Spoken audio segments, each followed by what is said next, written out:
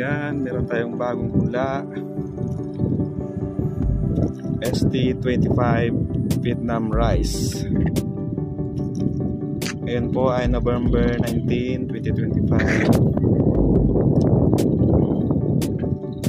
5 kilos lang po ito para masubukan din natin. Ito ST25 galing Vietnam rice. Ayan.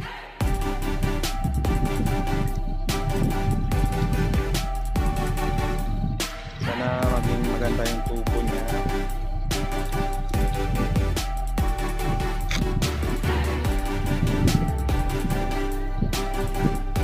Thanks for watching mga kapalay.